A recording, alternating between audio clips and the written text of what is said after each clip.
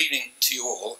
It gives me the greatest pleasure to welcome you this evening, the fifth of the Durham Castle Lectures, and it's a particular pleasure for me, personal, academic, intellectual, many other ways as well, to welcome Martin Wolf, who is known, I'm sure, to many, if not all of you here. I've known Martin Wolf for over a decade and have read him for very much longer. In the lines of the immortal Tina Turner, quote, "Simply the best, better than all the rest." There's no other financial journalist in the world, in my judgment, who is as consistently interesting, incisive, insightful, and to the point as Martin Wolf. Martin Wolf is Associate Editor and Chief Economics Commentator, of course, at the Financial Times. He was awarded the CBE in 2000 for services to financial journalism. He holds an honorary doctorate from the London School of Economics. I remember that occasion only too well. And has had many awards and prizes. He was placed 15th in the Foreign Policy's list of the top 100 global thinkers in 2009, and only a few spots lower in 2010. He's been a member of the UK government's Independent Commission on Banking between June 2010 and September 2011, a very critical task indeed. Martin Wolf's most recent publications are in 2004, Yale University Press, Why Globalization Works, and more recently, Fixing Global Finance.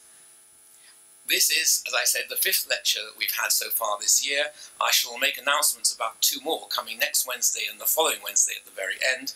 But I do want to mention that these are sponsored by Santander, and I would like to thank Santander on my behalf and behalf of everyone here for helping to make these lectures possible. So please join me in giving Martin Wolf a very, very warm welcome.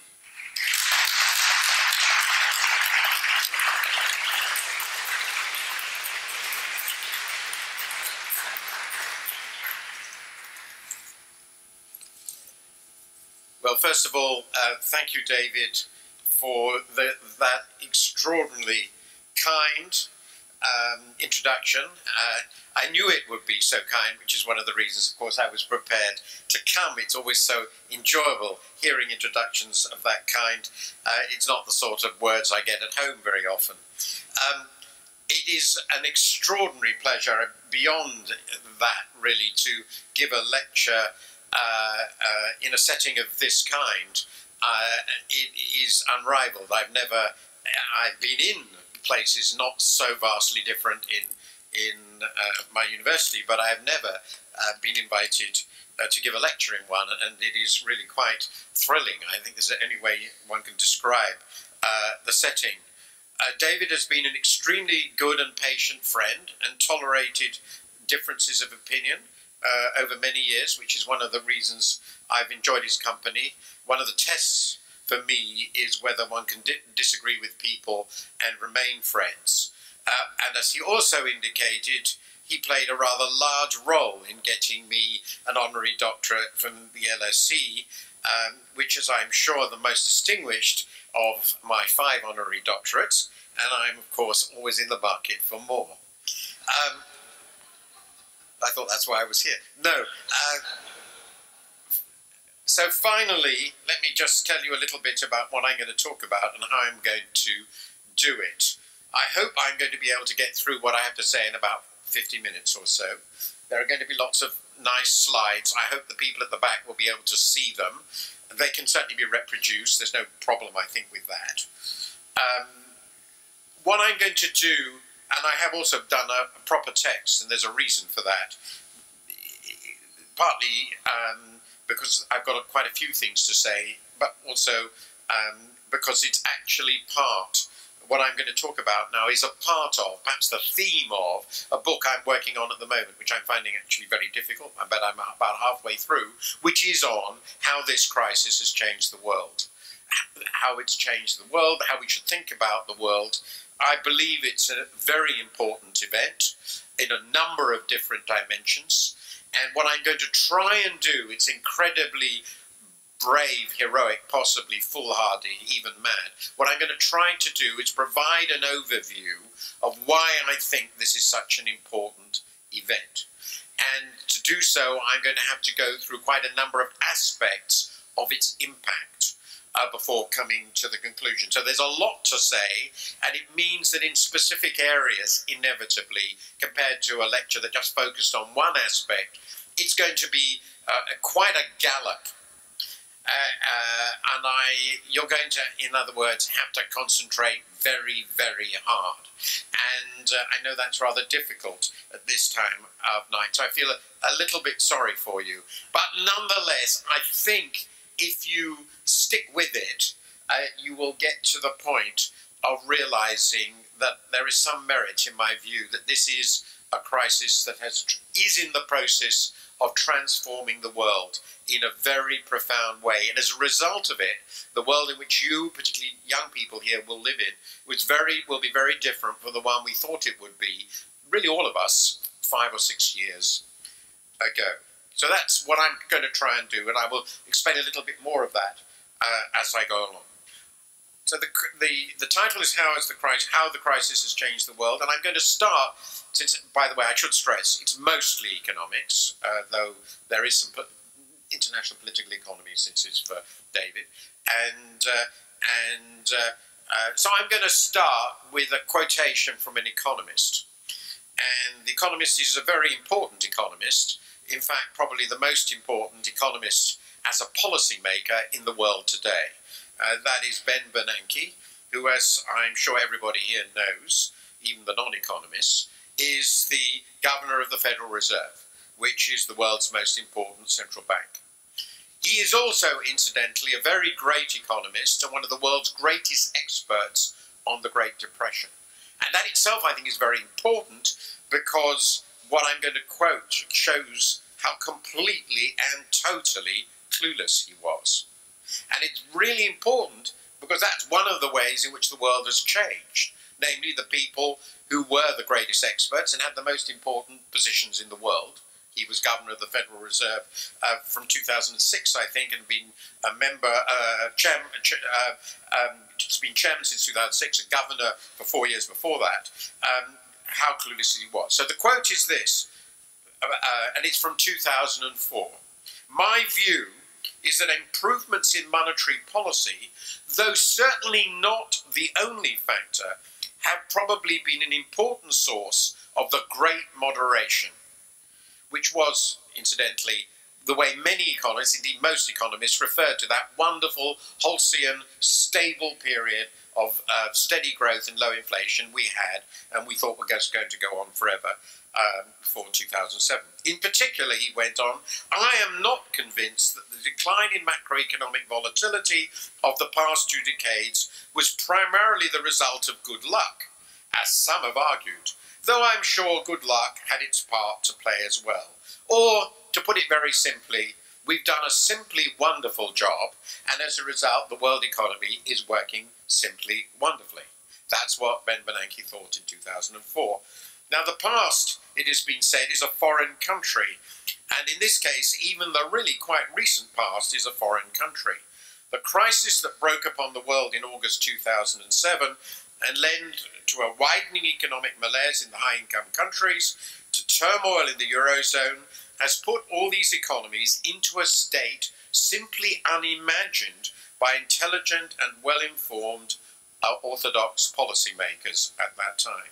And that's true not least of Ben Bernanke. I could do similar quotations from others, by the way, in a celebrated speech which I've just quoted on the subject of the Great Moderation. He talked about another world, one not of financial crisis and economic malaise, but of economic stability caused by good monetary policy run by superb central banks like his. Just listen to what he said, and I go on to another quote. Improved monetary policy has likely made an important contribution not only to the reduced volatility of inflation, which is not particularly controversial, but to the reduced volatility of output as well.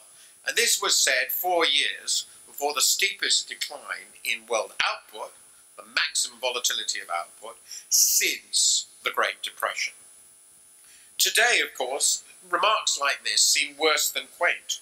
The policy establishment, of which he was such and is still a distinguished member, failed to show an understanding of how the economy worked at the macroeconomic level because it failed properly to understand financial risk. And it failed to understand financial risk because it failed fundamentally to understand how the economy worked at the macroeconomic level. But the unexpected turmoil that we have experienced has done more than make the approach and analysis of policy of even a few years ago look as dead as the dodo. It has changed the world. And these are the ways in which I will argue it has changed the world. It's the accumulation of these changes that is transforming. It has changed relative economic power in the world at a simply astonishing rate. It has caused a monstrous fiscal deterioration in an extremely brief period in a number of very important countries, including this one. It has caused a complete transformation of the operation of the world monetary system. It has overthrown the credibility of and functioning of the global financial system. It has fundamentally changed the way in which the world economy works, and particularly the globalization assumption on which people have been worked. It has created a profound crisis ongoing, as you can see from the papers this morning, in the Eurozone, and as a result, it has created quite extraordinary challenges for functioning global governance. This is the list. I could have added a few other things, but these things are, I think, enough to justify my claim that this is a transforming moment in world economics history. So let me start then with the first of these, which, as I've told you already, is economic transformation. Start with this point. The world economy has, of course, as I've already told you, turned out to be very different from what most people imagined 6 years ago. In all the important high-income countries, output is vastly below previous trends, and the rate of growth is far below what had previously been considered normal potential. Even levels of activity, never mind trend growth, are well below pre-crisis peaks in 3 of the 6 largest developed countries, namely developed economies, namely Italy, Japan and the UK. France is slightly below the pre-crisis peak, and the US, which has recovered most fully, is only 2% above the pre-crisis peak. This is essentially a depression scenario that we have been seeing. The concern that something very similar to the 20-year economic malaise of Japan will be replicated in other major developed countries, including this one, it has become clearly ever more credible. And maybe, and so far, in fact, as a matter of fact, it has been, it is quite possible the outcome in these countries will be even worse than in Japan. As I said, it's already been so far. But this is the crisis of the developed world. Emerging countries, on the other hand, have recovered extraordinarily vigorously. They did so in part by replacing external demand with domestic stimulus, and they were in an excellent fiscal and financial position to do this. This is the first crisis, the first major crisis since the birth of, as it were, the modern economy after the Second World War, in which after a brief downturn which everybody shared, emerging countries have effectively been decoupled from the developed world and have managed to sustain a growth. This worked massively well, and it was driven by, to a considerable extent, the rise of course, a new superpower economically, namely China. Of course, these actions of theirs have also left a problematic legacy, and it is possible that in the years ahead, it's not a subject I'll be able to talk about more, these will become more significant and obvious, even in these countries. China certainly has problems with asset price bubbles and bad debts. And for this reason, the policies they pursued may turn out to be somewhat unsustainable. Nonetheless, they've clearly done extraordinarily well. One thing they cannot do, however, and it's an important point I will return to again later, is to return to just the same pattern of export-led growth and accumulation of foreign currency reserves that was a central strategy of many emerging countries, again, China most important of them, prior to the crisis. This is another way in which the world economy has been profoundly transformed. Even though the emerging countries have done so well, their growth strategies have had to change in very profound ways. These crises have, of course, accelerated a transition in economic power and influence that was already underway.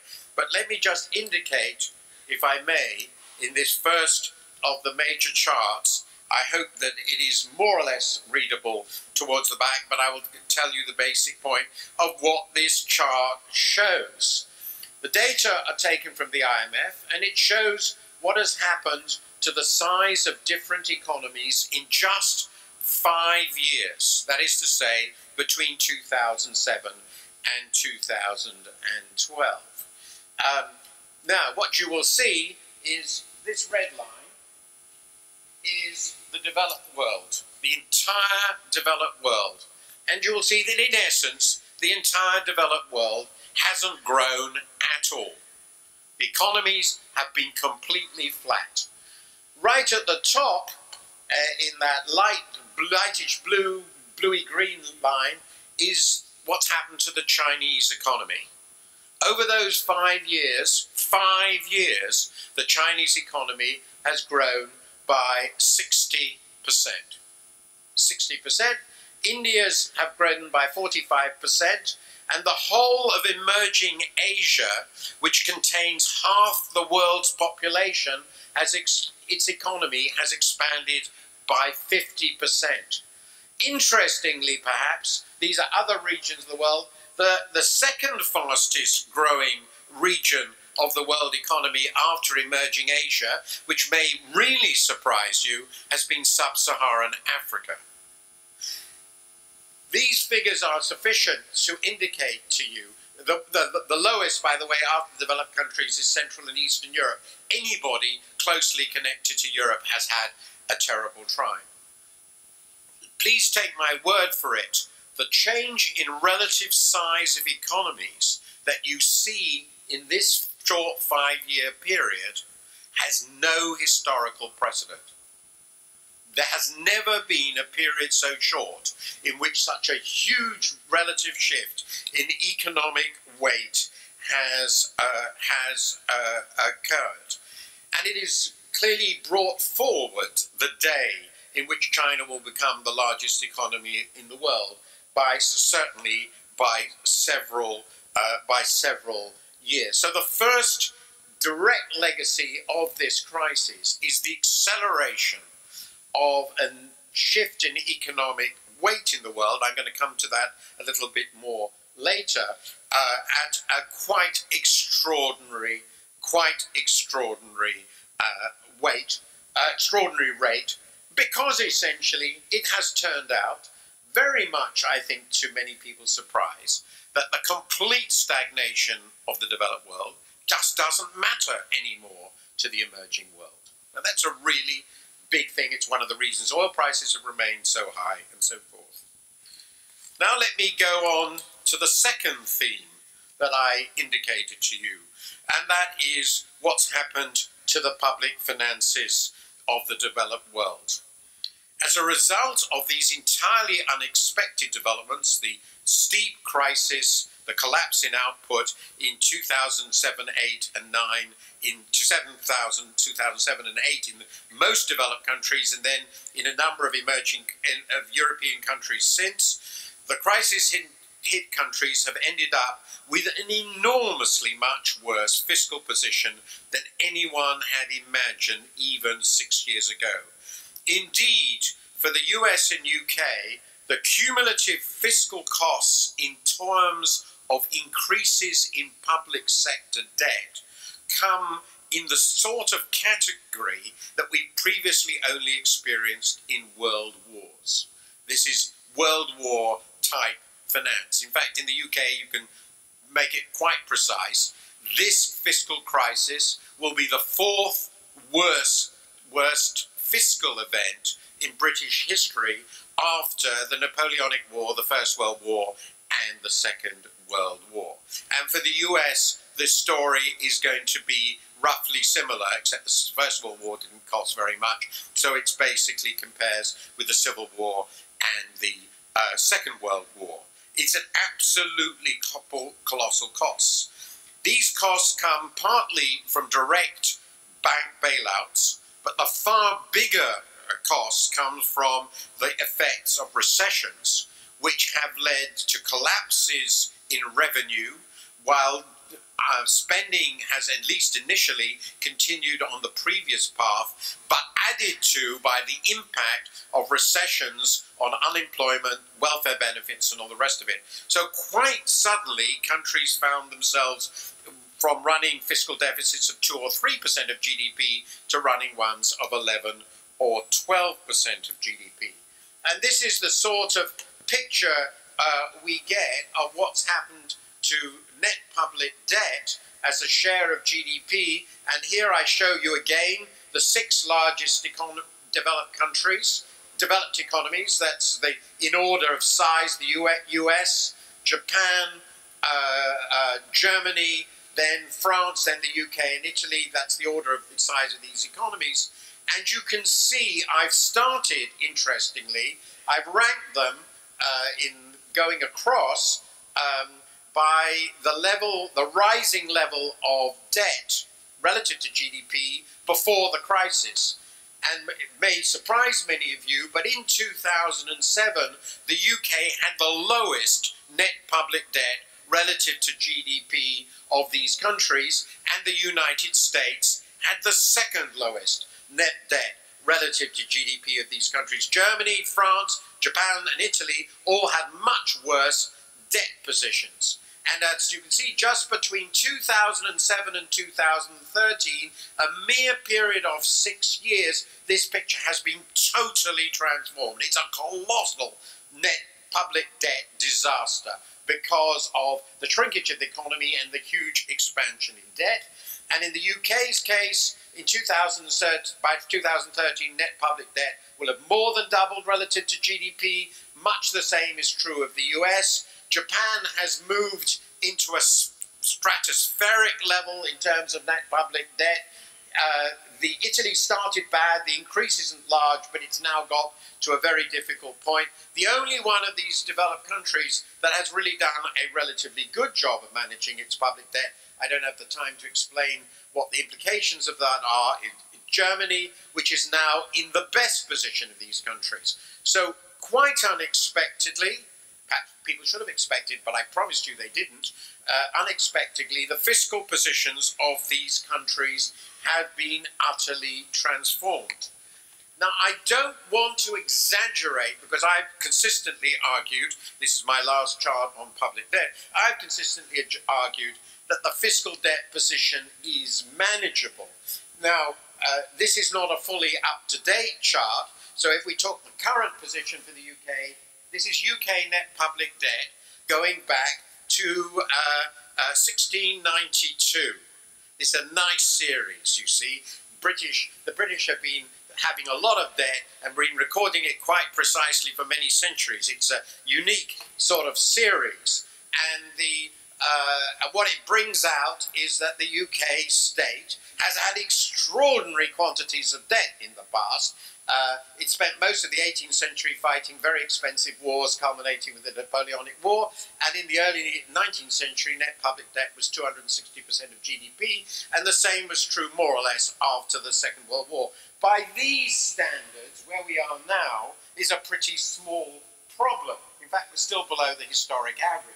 But the increase from here to here, which is will end up from here to here over 6 years, as I said, the only comparable events of this one was the Second World War, the First World War, and of course the wars against France, which culminated with the Napoleonic War. So it's a huge event. I don't think it's yet finished us, as it were, but clearly it has eliminated all the room for manoeuvre that people in the British government thought they had on fiscal policy when, as was the situation back in 2004, 4 or 5 or 6, we had the lowest public debt we'd had basically for 300 years. And that is no longer where we are. Now let me move on to the third area of my, of my 7 areas of transformation, which is what has happened to the monetary system. When what we have had is a gigantic and unprecedented monetary upheaval with completely unprecedented monetary policies. I'll elucidate that in a minute.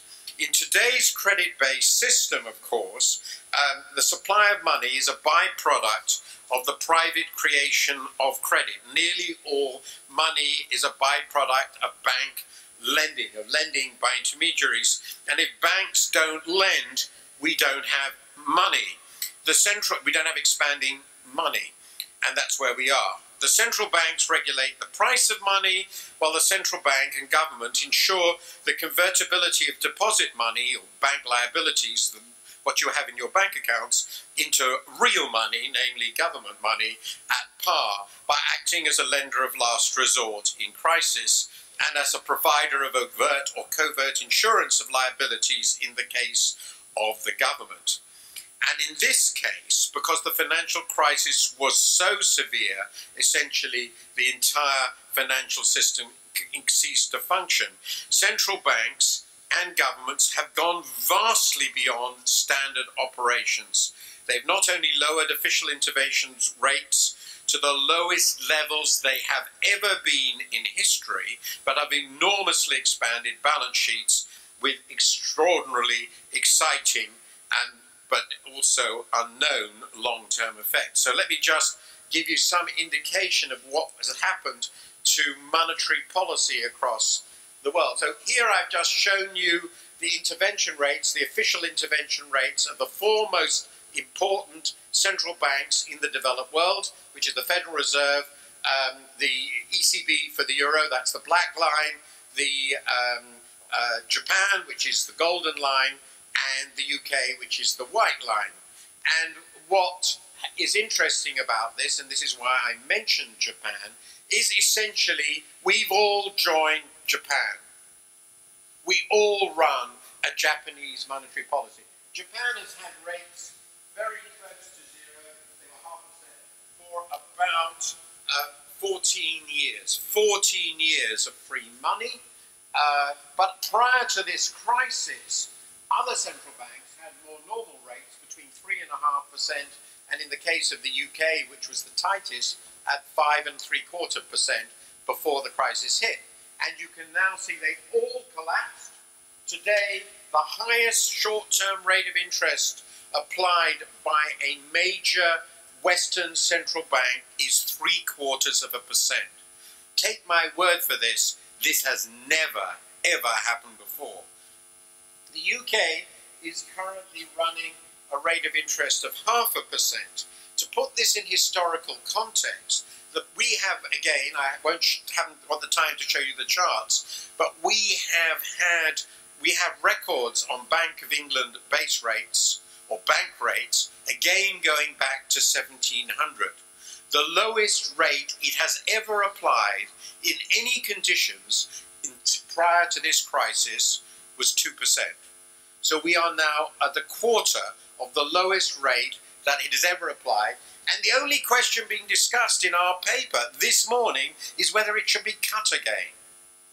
And this is an indication of how extraordinary, I'm not defending this, I'm just trying to tell you, this is a revolutionary world.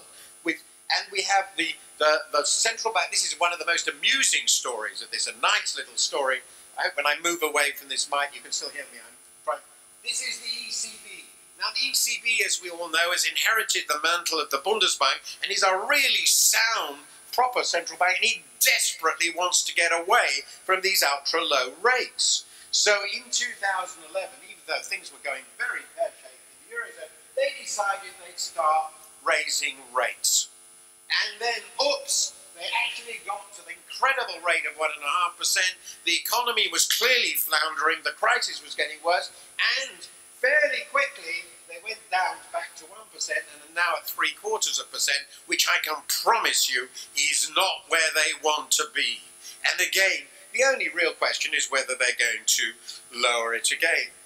In addition to that, as you know very well, and I make these charts are very simple just to give you some idea of how extraordinary this is what has happened to the balance sheets, the total assets and liabilities of central banks.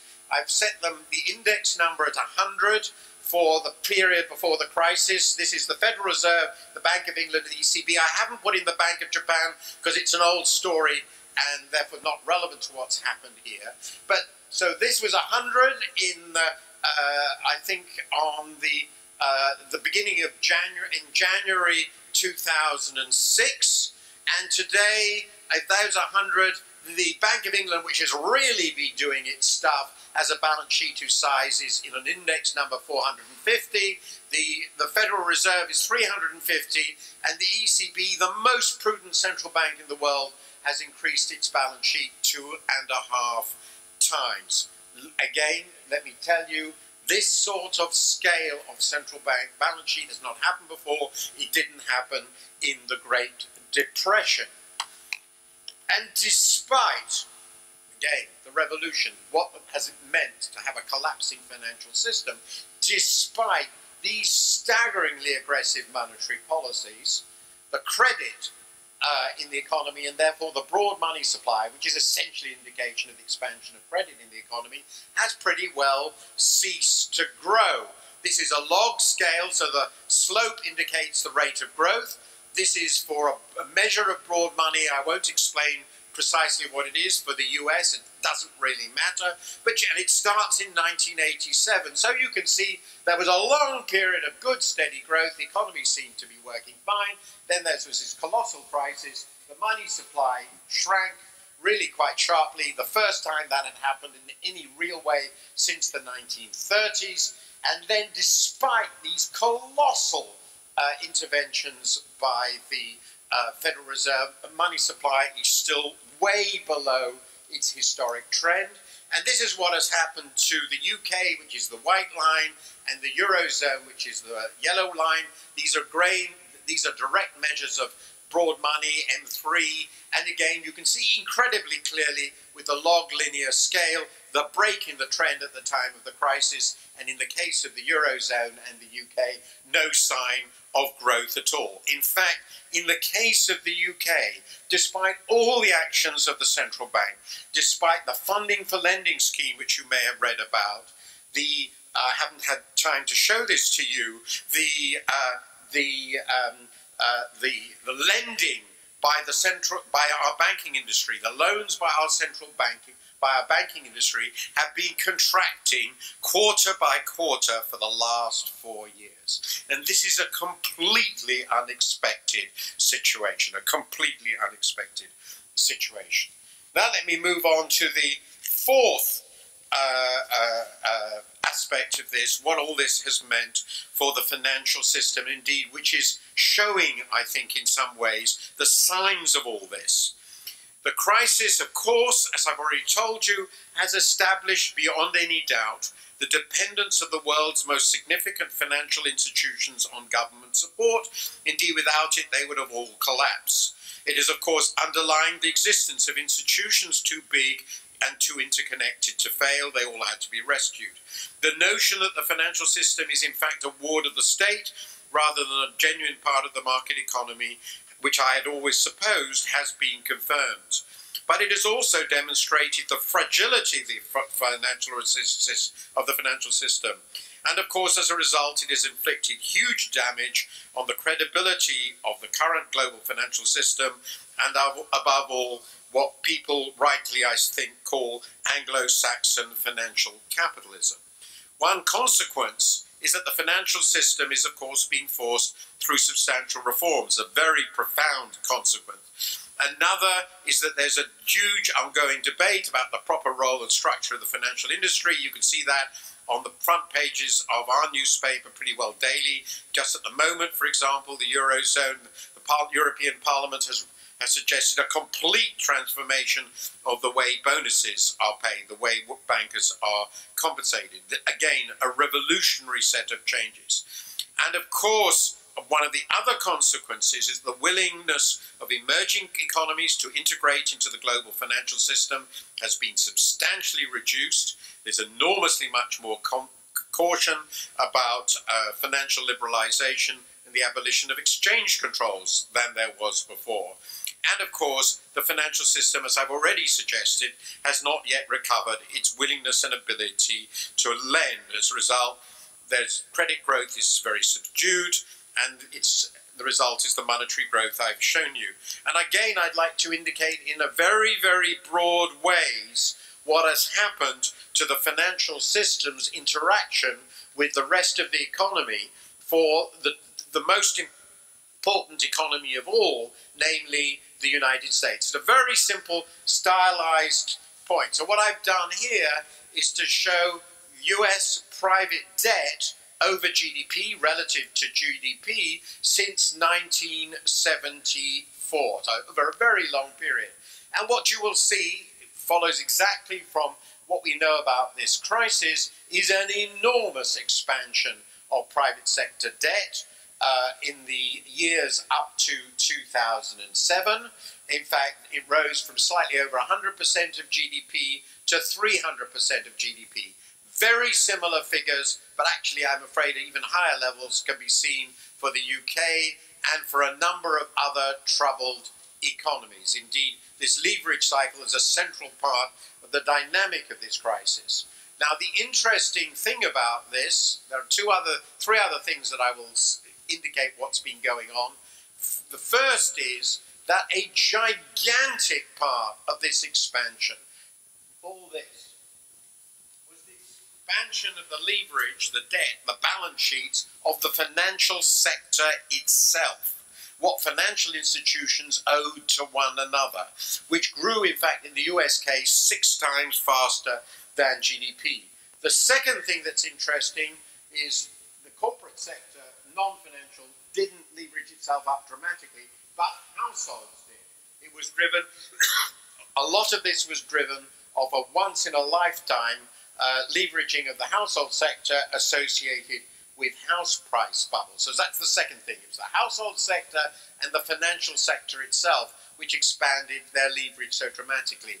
And the third thing, of course, that you can see, consistent with my thesis that this is a revolutionary moment, is that whole long upswing, generational upswing, dramatically came to an end and has been on the decline for the last 3 years, and really at quite a rapid rate. And that, of course, in large part explains why the economies have been so weak. Nobody wants to borrow. And I put that same point in a very pointed and direct way, but instead of focusing on debt, which is a stock, I'm looking at borrowing, which is a flow, the additional borrowing by households, non-financial business, and the domestic financial sectors during this crisis. And you can see quite clearly why this was a massive crisis, why governments had to borrow so much to keep the economy afloat. Essentially, before the crisis, the US private sector quarterly was borrowing, increasing, was in aggregate borrowing by up to between 30 and 40% of GDP.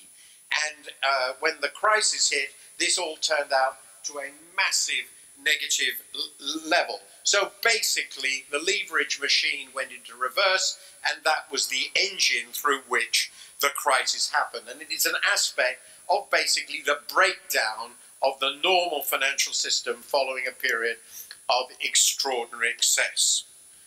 Now let me move to the fifth of my 7 items. What has all this meant for global economic relationships? Now, as David knows, I have long argued that among the most important features of the pre-crisis global economy, and in my view one of the contributing causes, were the huge net flows of capital from emerging economies into what their governments thought were supposedly safe assets in high-income countries.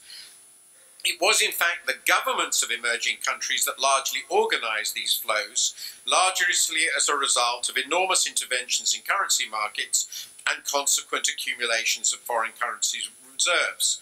And as I show here, I show the accumulation of global foreign currency reserves prior to the crisis and then after the crisis. And again, I can tell you, this picture has no historical precedent. It was an extraordinary structure of organised capital outflows for developed countries, for emerging countries. To just give you some idea, this is all industrial countries together. This is just China. This is the rest of Asia, and this is the rest of developing countries. And essentially what happened was between the end of the Asian financial crisis and the onset of the Great Recession, the current financial crisis, these foreign currency reserves, claims predominantly on the US, by the way, rose from $1.5 trillion to a very close, well, about $7 trillion. So it was a colossal expansion. There was a brief reduction during the crisis itself, just a few hundred billion, about 600 billion, and then they shot on up again. So, and in that part of the global imbalances continued actually up till 2011. They've now pretty well slowed down. So this was a huge part of the story, but it seems pretty clear to me we're not going to see that story repeated. Now, the associated with this story, and again a very important turning round for the crisis, was the emergence of some quite extraordinarily large, again something we haven't seen before, global imbalances. These show the global balance of payments. Exports of capital are at the top, net imports of capital are at the bottom, and they are all shown relative to GDP. From 1996 to 2008, these flows increased about 7 times relative to GDP, and there were basically 3 groups of exporters of capital in the world, namely the oil exporters, who were the big yellow block, above them the old developed country, surplus countries, particularly Germany and Japan, and above them China and emerging Asia. They were the 3 exporting regions, and essentially all that capital outflow, in the case of emerging countries, a lot of it to do with foreign currency reserves, was absorbed by just 2 groups of countries. Just 2. And David isn't familiar with this chart, but it's very important because it's all going away. One of them was the US. The red one is the US, and the other block is what I call peripheral Europe, which is West, South, and East Europe, and we are, by the way, a part of West Europe. Ireland and the UK is the West Europe bit. South, you know about. It's East and Central Europe, Estonia, Latvia, Czech Republic, I think Hungary. And the point about it is every single one of those large capital importing countries went into financial meltdown. In other words, what's the significance of that? What it means is that the mechanism for translating flows of capital from the capital exporting countries to the capital import countries failed, broke down, and led to crisis. And as a result, of course, there's been massive compression, though not elimination, of these imbalances. It's another way in which the world has fundamentally transformed in the years leading up to the crisis, with one pattern and then a break in this pattern after the crisis. When we talk about the world economy transformed, there's just one other feature of it that I want to stress. Obviously, what we were talking about here is massive financial flows across the world. They're even bigger if you look at gross flows, but I don't have the time to look at those. But what that has done is change, in I think a very profound way, people's optimism about financial globalization, and particularly about the integration of banking systems across the world. And another very important transformation in the world economic system is a move towards a regulatory structures which effectively are fragmenting the global financial system. And I myself have been part of one of those in the suggestion of our Independent Commission on Banking, which David has referred to, that we should move towards ring-fencing retail banking from investment banking, which is essentially a way of de-globalizing our retail banking system. Let me, before I conclude this discussion of the world economy transformed, return to two other things which are, again, utterly extraordinary. And I'm not going to have the time to go through in detail why I think this crisis happened, but they are quite extraordinary. This is the history of global long-term real interest rates since 1985. And if you look at it, you will see there are two breakpoints. The main index I've used is the blue one, which is UK index-linked gilts. US tips, which are the same thing for US bonds, parallel them very closely, show a very similar pattern. And you can see there have been two breakpoints. In the 1997, there was a huge crisis in Asia. And following that crisis, there was this big switch towards the global imbalances, which I've discussed. And associated with this was a collapse in the world real interest rate, or the world real interest rate, long rate as I've measured it, from close to 4% to 2%. And that's a massive decline, And now, in this huge crisis, we now have global real interest rates of zero. We live in a zero real interest rate world. And what are the characteristics of these worlds where the real interest rate has fallen so much twice? Essentially, we've moved into a chronic global saving surplus. That's essentially what I'm trying to tell you. And that was a big part of the problem. And it's got much worse now. It's why, in my view, the fiscal deficits have remained so big. Incidentally, by the way, and I don't think it's an accident, the time when the real interest rates collapsed also happened, quote unquote, to be the time when the real house prices in the US, UK and Spain started to explode and the leverage cycle went really crazy. I think there is a very close relationship, and it's when those bubbles burst that because that sustained demand, that was when we moved into this world of zero real interest rates, which is, I think, among the most profound transformations and the most worrying that you can really imagine. My sixth, so it's penultimate crisis, is what all this has meant to the Eurozone. I clearly don't have time to go into detail on the Eurozone crisis, but I think it would be fair to say that the difficulties I've discussed, the imbalances, the financial excesses, actually drew a line, a huge line, a rift, perhaps would be a better way, between North Europe on the one hand and Southern and Western Europe on the other. And when the crisis hit, just as capital stopped flowing, as I've shown you, lending stopped within the UK, within the US, well, it also stopped within the Eurozone. In other words, the countries in the periphery that have been borrowing so much, running very large current account deficits, importing capital, suddenly couldn't import capital at all. Their economies had collapsed, their banking systems imploded, and they had very extreme versions of the debt crises, public debt crises, I've shown you already for the UK and US. And indeed, in the case of Ireland and Spain, you are seeing explosions of net public debt from very low levels. Ireland and Spain are the first two countries, and I'm showing again 2007, 10 and 2013. So in Ireland, net public debt went from 10% of GDP to 110% of GDP in 6 years. No public debt to a disaster. Spain from just over 20 to now expected to be about 85%.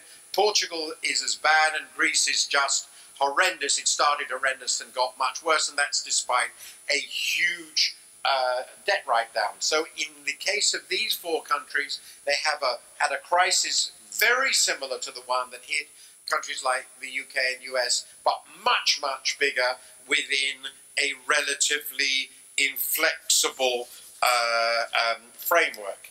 Unfortunately, as I always feared would happen, and I was very concerned about this 22 years ago, which is why I was always very concerned about the effect of a major crisis in the Eurozone. These countries no longer have capacity to fund themselves. They don't have a central bank. They don't have flexible exchange rates. They don't have their own currency. So they depend on money coming from the northern countries, above all, obviously, from Germany, the biggest. And my concern was that this would create immense political friction and ill will, possibly even political breakdown in the system, and taboos, fundamental taboos, would be broken. And that's exactly what's happened. We could have hundreds and hundreds of pictures like this. This is from a Greek newspaper. You can find them on the web. Very classic now, unfortunately, representing the leader of Germany as a Nazi. This resentment on both sides, perfectly understandable, has become a complete nightmare for the management of the crisis. And you can see that very clearly in what's now happening in Italy with the return of Berlusconi and the rise of the comedian to get 25% of the vote. So the euro crisis is a very significant consequence, not yet resolved, of this global crisis. And finally, very last area, all this has very big implications, of course. All of this for global governance. It requires, to deal with it, large-scale institutional changes in many areas of policy at national, regional and global levels. We need a new compact on financial regulation, on the functioning of our monetary systems, on global governments and global economic institutions.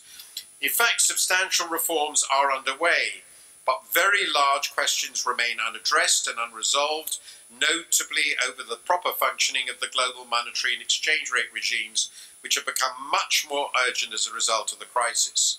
A revealing and significant and in a way heartening step taken early in the crisis, with the British government playing a large role, was the shift from the group of 7 leading countries, all advanced countries, as the focus for discussion and policy making to the group of 20, as the shift that brought with it an enormous increase in relevance, but at the price of some reduction in effectiveness. And it's a huge challenge to make these much larger groupings, which are essential for the current world, actually work. And that's just one aspect of the complications created by the need to take account of the views and interests of far more players than ever before. And this, in fact, is the very last chart I'll show you. You're probably happy to know. And it reveals, I think, incredibly sharply why such a transformation is essential anywhere and anyway, and the crisis has just, in this case, been a trigger. What it shows is the shares in world GDP. I won't discuss this particular measurement. Those of you in the audience who are economists will understand it. For this purpose, it doesn't really matter. I've also forecasted myself where it might be on 2025 on very conservative assumptions. I'm assuming China just grows at 5 or 6% a year, the US grows 2.5%, Europe grows 1.5%. It's not a very wild. What does this picture show you? Well, back in 1990, 70% of the world economy was the developed world. 70%. Europe was 29%, Japan was about 10%, and the United States was 25%, and the other developed countries made the gap. And this little one, yeah, that was China. And the one immediately above it is India. Move forward to 2012, and the developed countries as a whole are down to just about 45% of world GDP. Well, actually, no, they're all together. If I include the other developed countries as a whole, the other countries as a whole, it's 50%. They've moved from 70% to 50%. That's basically the move. And my forecast, and I think it's a very conservative one, is by 2025, they will be down to 40%. China will be bigger than either Europe or the United States. China and India together will be as big as US and Europe together. We're only talking about 13 years from now. The era of the developed world's domination of the world economy will be definitively over. And I think this is a very conservative, not particularly wild hypothesis. So the view that this crisis requires change in global governance is obviously follows. And there's one final additional element to that, which I haven't stressed, but it's the very last point I want to make, which is that there is another reason why we have to make this change, which is, of course, that the prestige of the Western world, the confidence that, however appalling they were morally and ethically, which most people in emerging countries thought, at least they were moderately competent, this, I promise you, has definitively gone. So the willingness to accept our views, I'm here talking here as a member of, as a Westerner, our views on the way the world should run has basically collapsed. So what have I tried to do? All I've tried to do is to show you in a number of different dimensions, all immensely important, that we've ended up in a world which we hadn't expected, which is incredibly difficult, and for which we have had no good route maps. We are running policies we've never experienced before, notably in the areas of money and finance. We are in the process of a huge upheaval in global relative power, which has been accelerated. As Dorothy says in Frank Baum's The Wonderful Wizard of Oz, we're not in Kansas anymore. And not being in Kansas anymore, we have to decide somehow on what we can do next. Thank you very much.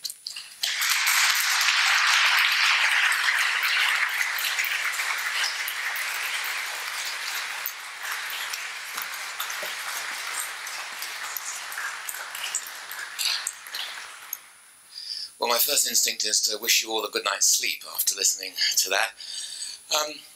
I mean, to say it's a tour de force is an understatement. I mean, I've been listening to Martin speak for nearly a decade, and each and every time I am absolutely in awe at his command of these extraordinary complex economic narratives, which he then brings as a journalist into crystal clarity in his column in the FT regularly, and in these astonishing lectures. I'm sure many of you will have a lot of questions. We have a roaming mic. We have a good half an hour for questions. So just if you put your hand up, I will be able to spot you. Yes, let's keep, can I guess as a general rule, no statements, short questions. Questions are things that can generally be answered with a yes or no. That's how you can recognize them. But keep your questions tight so we can get as many people in as possible. Yeah. Lady here on the right.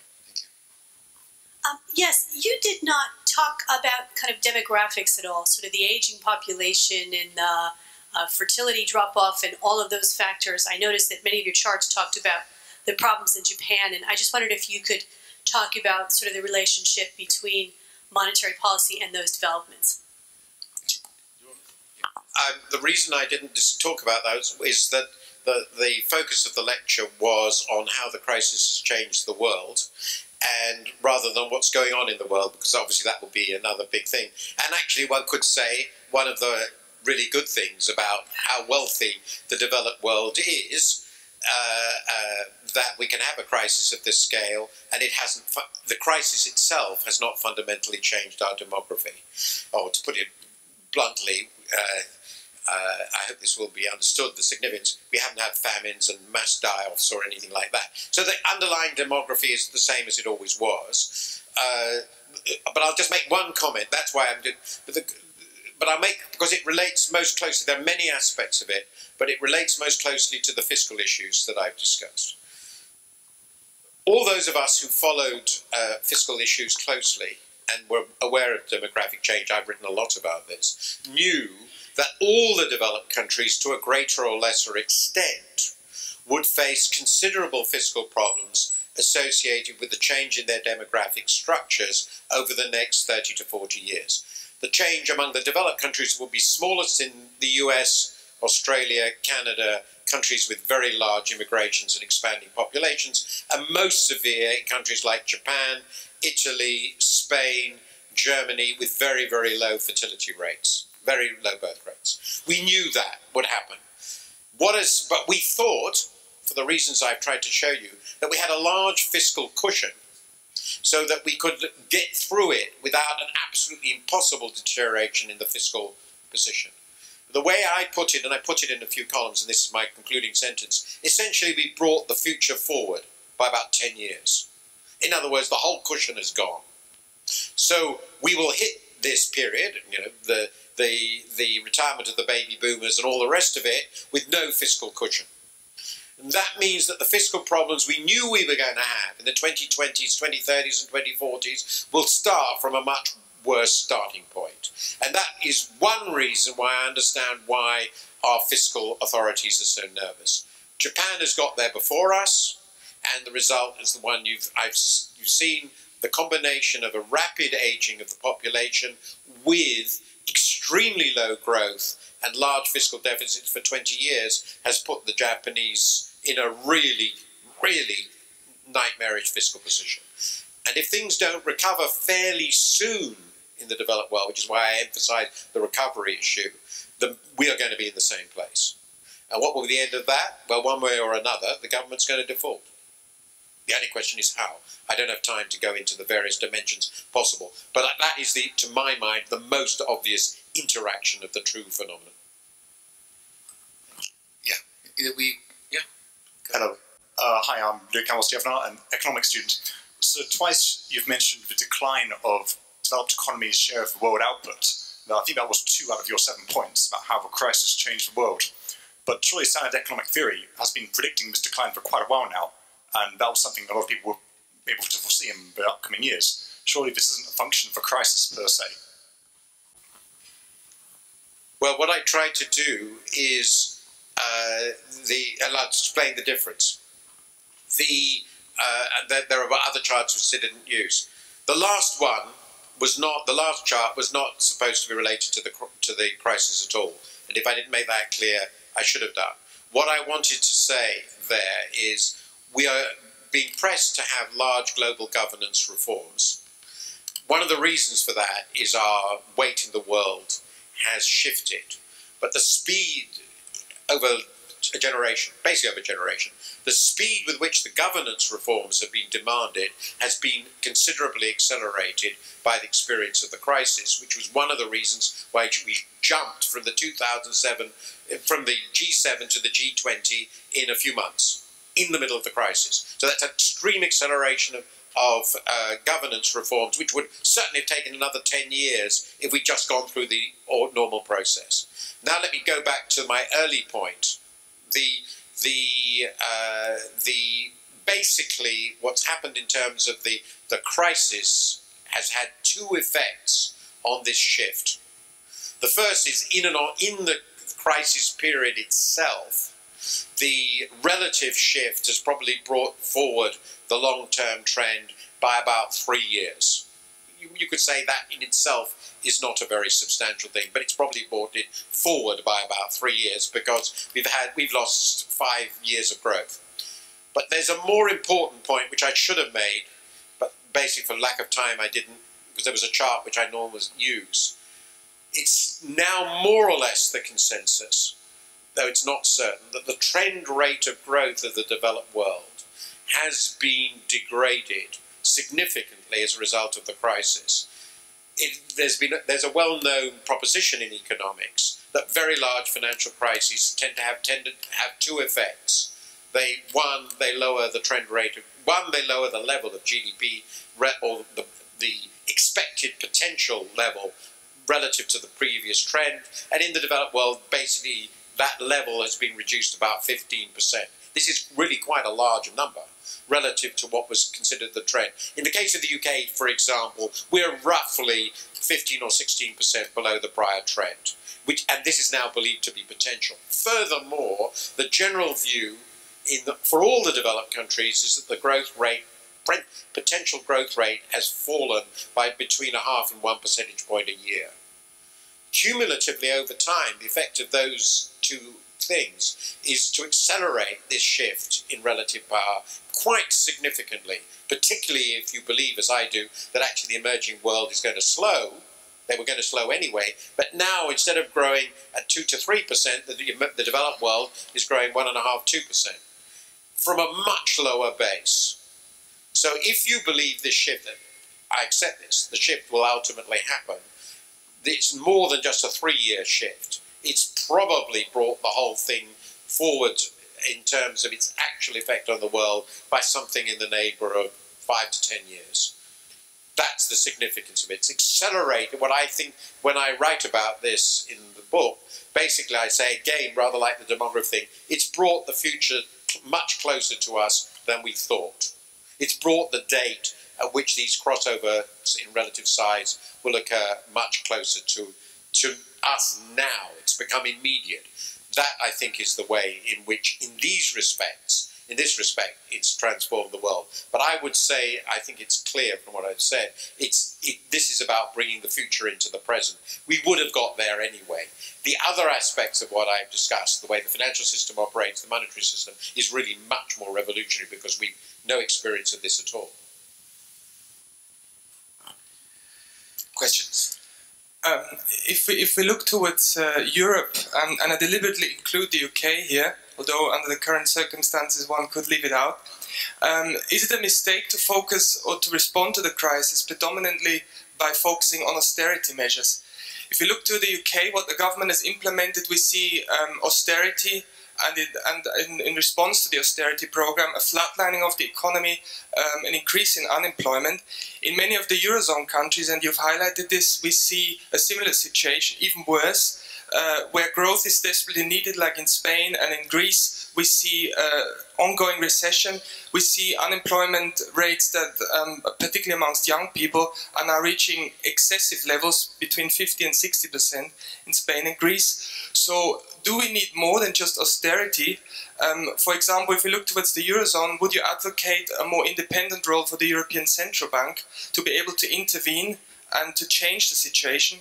And secondly, do we need to admit, particularly again in the Eurozone, but in Europe as a whole, that we're actually in a transfer union where we need to target areas where we are in crisis, and we need to obviously free money and free capital to go to things like youth training programs, youth unemployment programs, rather than to just talk about austerity as a mantra that is supposed to stimulate growth at a later date and sort out the emerging social problems we are obviously facing in Europe? I'm glad you asked that question. Crucial policy question. Well, my short answer is yes. I have written a great deal on this subject over the last few years, and none of it has been very friendly to the policymakers. But one does have to recognise, and I've done many full lectures on the Eurozone alone, and I thought of doing that again, but I've done it too often, that the extraordinary dilemmas they find themselves in. I mean, this is really existential challenges which they hadn't expected, hadn't prepared for, and the structure that they had created, as some of us expected, but worse, I have to say, than I expected, failed them. I mean, we all know that. So the question, so let me just, because it's such a huge set of issues, I'll go through at least some of that. First, it is clear that if you've got a zone in which essentially demand, for whatever reason, we don't need to go into it, aggregate demand in the prosperous, financially stable countries is more or less stagnant. Okay? That's what it is. The world is in trouble, and they're surrounded by countries pursuing policies which have the tendency to weaken their exchange rates. I won't get into the question of whether the US, UK and Japan are all pursuing currency war strategies or beggar my neighbour policy, but clearly they're pushing the euro up. In this situation, how can you pursue austerity into prosperity? Austerity consists of cutting off domestic demand. In the short run, in all these countries, private sector demand has been flattened by the crisis. Nobody in Spain, or for that matter in Italy, or Greece, or in Ireland is borrowing. because the banks are gone. The banks are terribly overstretched. I won't go into all that. But also, particularly, they've got huge bubbles, property bubbles that have collapsed. There's no one borrowing. So the private sector is not in a position to borrow. The public sector could, in theory, borrow, but in practice it's been shut out of the market, so it's a retrenching. There's nothing in this system to generate growth in the next few years. They can't export, and the result is the Eurozone as a whole is going into recession. Well, so this is a huge closed economy. It only exports about 10% of GDP. That just include the Eurozone. The reason I'm not including the UK for this is, while I agree completely, I'm not going to, with you, we are in a different system. So I think, and it's been what I've consistently argued, that it is inevitable that under these policies, the economies of the crisis-hit countries will go on contracting. They have constantly told us that their recovery was next year. You can go through the stage, look at all the promises, the forecasts, and each year it's postponed another year. Today, the Italian and Spanish economies, I'll just take them because they're the two most important, are roughly 8% smaller than they were before the crisis hit. In the case of Italy, which had no growth before, the economy today is the same size as it was 12 years ago. So it's essentially, it's an ex-growth economy with 120% of GDP debt, and the only way it can get back to competitiveness is by deflating domestic costs, which is nominal deflation, so you get real value of debt is rising. So I see no exit from the nightmare you describe under current policies, at least for the next 6 to 10 years. Okay. Number two, do the politics stand that? I don't think so. I think what's just happened in Italy, with 25% of the vote going to a clown, suggests the politics don't stand that. Three, what can they do about this? Well, either they can stick with this, in which in the end, if they stick with this set of policies as it is, I think there will be a political crisis at some stage they cannot manage, or they change the policies. There are, broadly speaking, only three options. The central bank can finance everything freely, that's inflation. That would be fun. I think the core countries would hate that. The central bank has been inching towards that, but it hasn't got anywhere near it. That's number one. Two, permanent transfers from the north to the south to sustain higher GDP and spending in these countries despite lack of competitiveness. I don't think that's sellable. I just don't think it's sellable.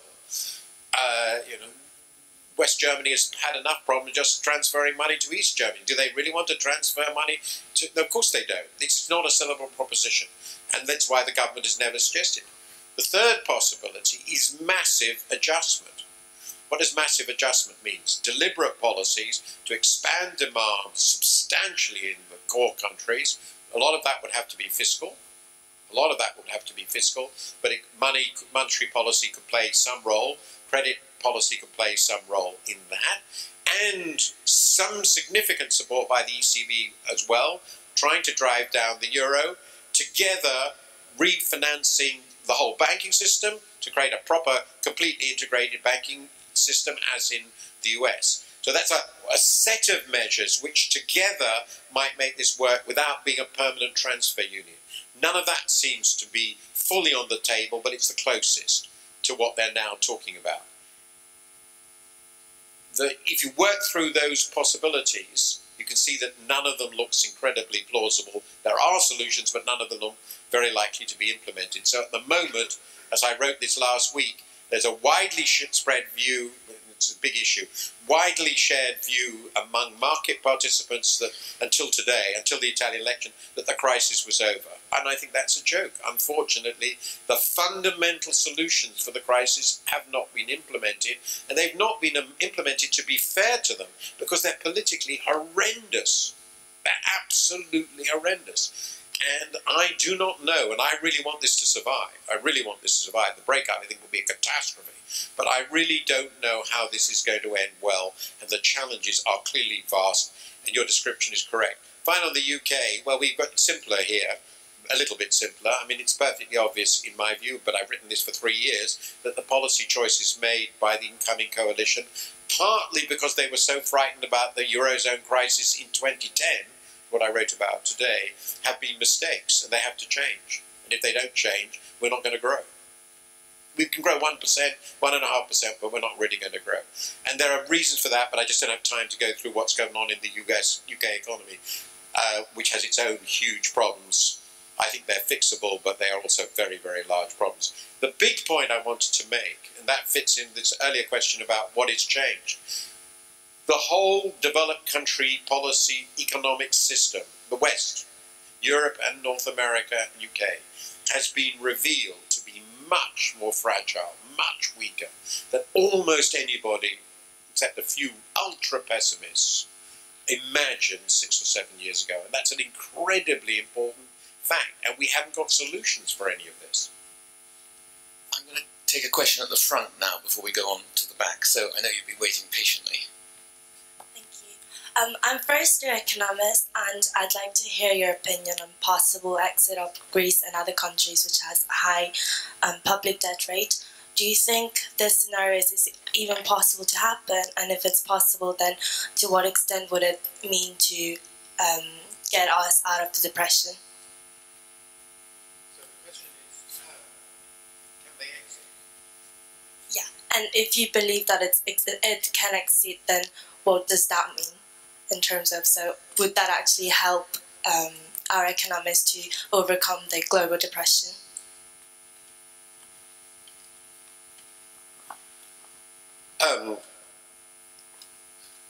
The Eurozone was designed to have no exit mechanisms. And that was what designed to make it credible. Yeah? There's no exit mechanism. And it was successful in the sense that if you start thinking about what an exit would involve, and I've written a lot about that, particularly when what was called Grexit seemed more plausible back in June of last year. May, June, it was very extensively discussed. Then the decision, which I'll come to in a moment, was made not to let it happen. And was made at the highest level by everybody, including the German government. And the reason was, it's a nightmare. I mean, there's no doubt. I don't have time, I think, to go through all the things that would happen to make an exit happen in this situation. But it would be a nightmare. Worse, if one country did leave, so chose to leave, the nightmare would certainly trigger, to give an example, it's almost certain if you left, you'd have to impose exchange controls for some period.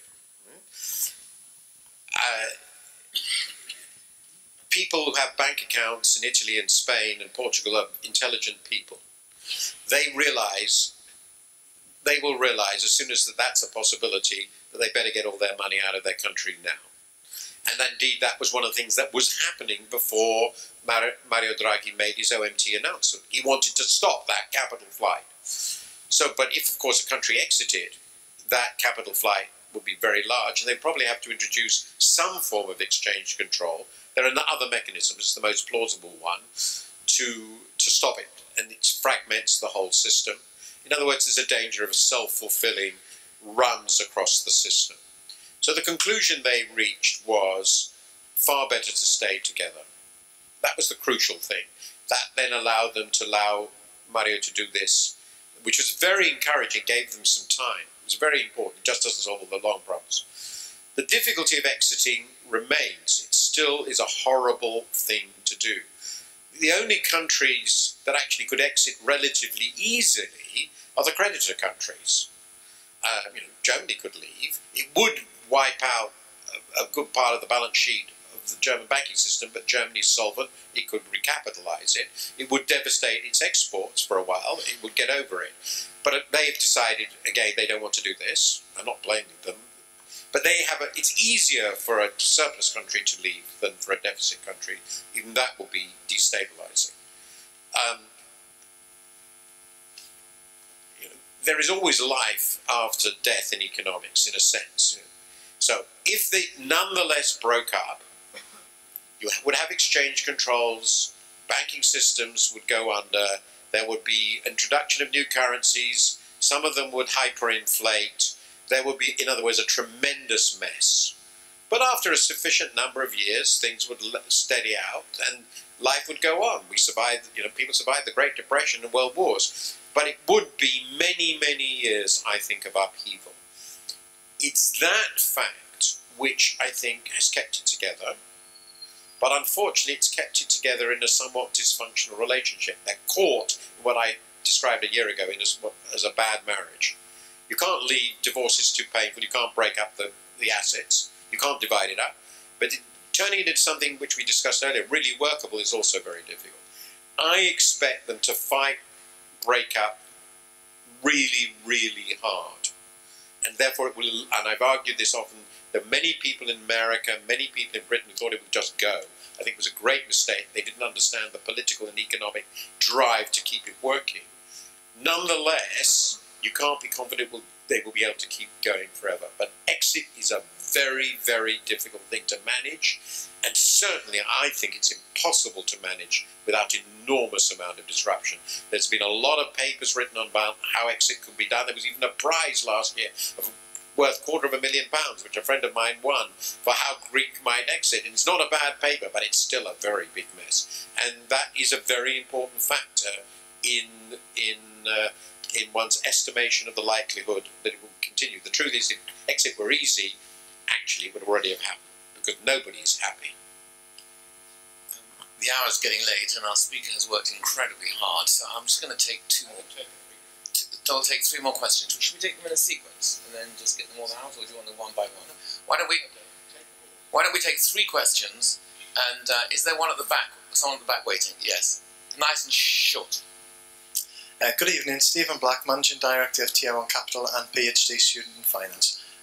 Two very quick ones. How big a problem do you feel stagflation will become over the next few years, and do you see that being positively or negatively affected by the prospect of negative interest rates? And second question, the SME sector, small and medium enterprise, has been very poorly funded over the course of the last 4 or 5 years.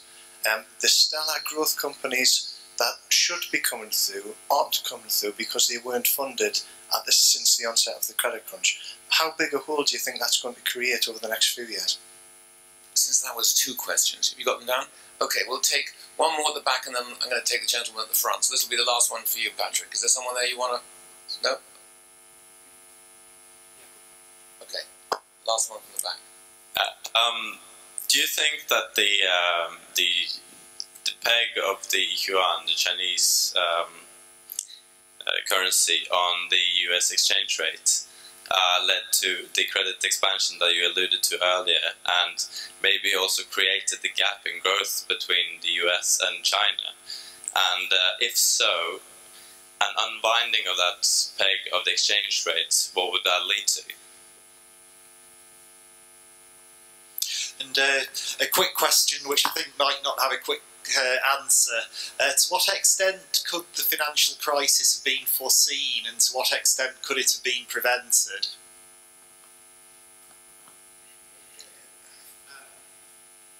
More questions. I'll be honest with you that the persistence of inflation in the UK, it's predominantly a UK problem, has been a surprise to me. Underlying cost inflation, as indicated by the labour market, has been very, very weak. But the UK economy in particular has shown some features which have been very surprising to me, and others which bear directly on stagflation. And the most important aspect has been the collapse in productivity growth. So though nominal wages have actually been growing very, very slowly, productivity growth has disappeared. Essentially there isn't any. So unit labour costs haven't fallen. So the floor on inflation has been quite high, higher than I would have expected. And since we've suffered predictably a deterioration in our terms of trade, that's part of the solution, the result has been persistently high inflation.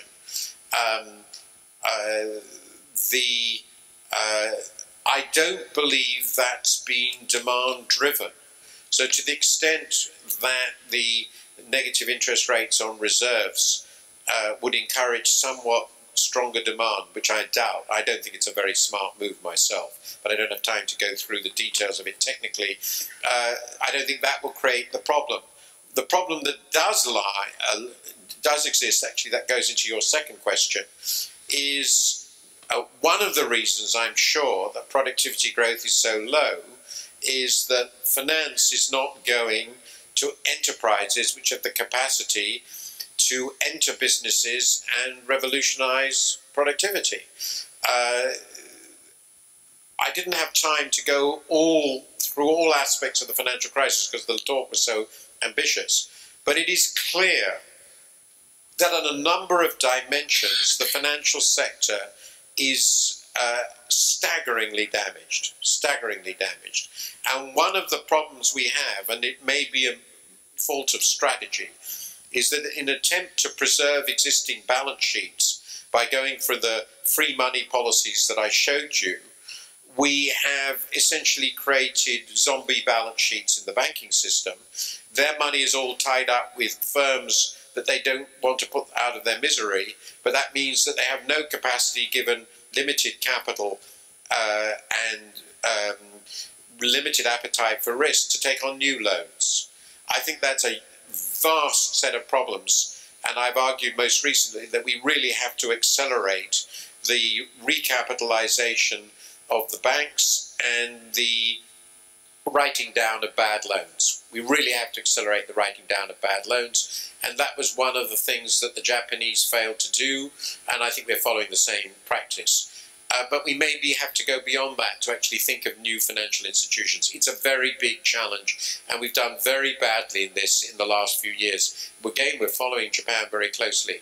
Third question that you unpeg, I was probably being a little delicate, but I do think that exchange rate pegs, or exchange rate intervention, of which China was the most important, but by no means the only one, played a significant role in the suppression of real interest rates, the savings surplus, the credit glut, and the ultimate destabilization of the world system. I put this in a very, very simple-minded way. So let me put it in a very simple-minded way. If all these countries are trying to drive export-led growth, which supports capital exports, this can only work if the capital importing countries, which are the Western countries, can use this capital wisely and well. In essence, what happened, and I'm putting it in its crudest way, is these countries generated huge export surpluses, huge capital outflows, which, when you go through the flows of funds, ended up funding households to consume more than they earned, as a byproduct of their willingness to borrow and ability to borrow, because house prices went into this incredible upward spiral, which I've shown you. All that was radically unsustainable, and when it broke, the result was that the only institutions in the West able to continue to do the borrowing and spending that was the counterpart of these surpluses was, of course, our governments. And they're running to the end.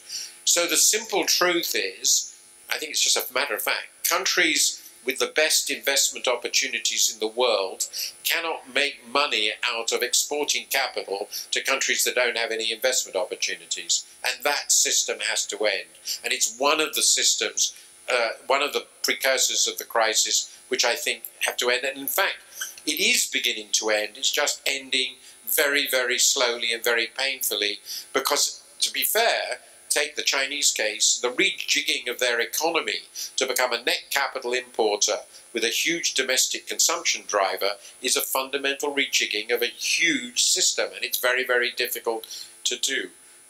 The fourth question, I can't read my own writing. What was the fourth question about? Sorry. I apologise. Who asked the last question? It was the third question about the fourth question. Oh yes, I've given another lecture yesterday in Dublin on that very issue, which is another part of my book. And my answer to this is orthodox economics takes the view that a crisis can't be foreseen, but because if it could be foreseen, it would have been foreseen, and therefore it couldn't have happened. Therefore, by definition, since it didn't happen, it couldn't be foreseen. It did happen, it couldn't have been foreseen. I think this is basically, it's clever though, isn't it? You have to admit, I think that's completely laughable. The view I take is, it's because orthodox economists like Ben Bernanke thought that it couldn't happen, that they pursued the policies that guaranteed it would happen. So that the fact that they couldn't foresee it actually made it inevitable. That would be close to Minsky's view, which I now hold. It's not the view I held before. So my answer is crises can be foreseen if you understand the mechanisms properly, which we didn't. If we had understood the crisis properly, because we would have foreseen it, it was less likely to happen. But because we didn't understand the mechanisms, it was almost certain to happen. All of which is a wonderful example of the principle put forward by George Soros, famously, what he calls reflexivity. And the deep point, and I think it really is a deep point epistemologically, is that the economic system is something we create. Our understanding of the economic system and our failure to understand the economic system creates consequences that by definition we don't foresee, but the reason we don't foresee them is because we don't understand the consequences of our own mistakes. That's really quite difficult to handle. We could have foreseen it, but the fact that we didn't shows that the theories we were working on precluded the possibility, which then became a certainty. This is one of those really interesting tragedies. Can we solve this in future? I think almost by definition not. Before I thank Martin, I just want to draw your attention as an audience to two more lectures which I think complement his extremely well. One next Wednesday and the one the following Wednesday. If you go to all three, you will be powerfully armed for these discussions. Next Wednesday, that's Wednesday the 6th of March, is Professor Dali Kwar, one of the leading LSE economists, talking about some parallel issues to those that Martin has discussed this evening under the title Managing the World, We Have to Talk About Power. That's quite something for an economist to come here and say, we have to talk about power and the distribution of power. The following Wednesday, that's Wednesday the 13th, Professor Michael Cox will be here, also from the LSE, there's a theme there, talking about power shifts, economic change and the decline of the West. And he will directly challenge the view that the US is in secular decline. So if you've been tonight and you come to the next two lectures, I think you'll have as sophisticated a picture as is available to some of these most crucial contemporary economic and political debates. So on that note, it's hard to thank Martin, it's hard to know how to describe or redescribe what he achieves in the hour and a half that he has with audiences. Suffice it to say, it's an extraordinary tour de force, a rare opportunity to get a purchase on some of the most incredibly complex economic movements and forces. Nobody explains it better than him in the FT, week after week. Nobody explains it better in lectures. And I am absolutely delighted he came this evening. So please join with me in thanking him warmly.